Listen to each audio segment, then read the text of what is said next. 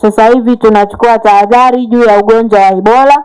Haujaingia nchini wala haujaingia katika wilaya yetu ya Mpanda, lakini sisi wanampanda tuko karibu sana na nchi iliyoathirika kwa maana ya Kongo. Tuna mwingiliano pia kwa wananchi ambao wanatoka huko wanakuja huku kwa shughuli mbalimbali.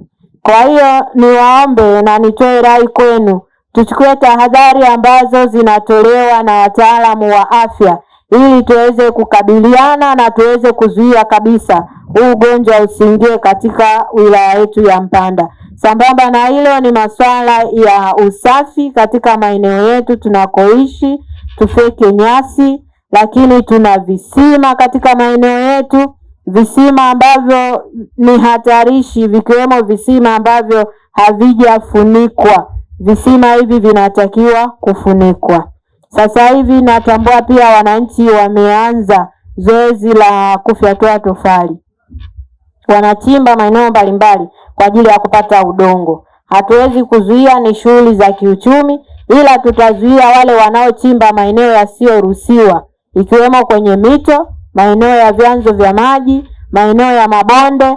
Huko ni marufuku kuchimba udongo kwa ajili ya kupata tofali. Maeneo mengine ruksa, lakini atakayechimba ahakikishe anafukia baada ya kufanya uchimbaji.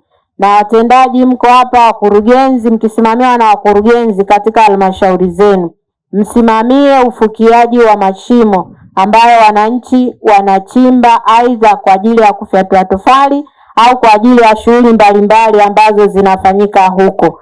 Bila kufanya hivyo, mashimo haya yamekuwa ni chanzo cha matatizo katika jamii, ikiwemo wananchi wetu kupoteza maisha, watoto na hata watu wazima wamepoteza maisha kwa sababu ya uwepo wa visima ambavyo ni hatarishi. Kwa hiyo visima vifunikwe, ambavyo havitafunikwa vinatakiwa kufukiwa kwa ajili ya usalama wa wananchi wetu.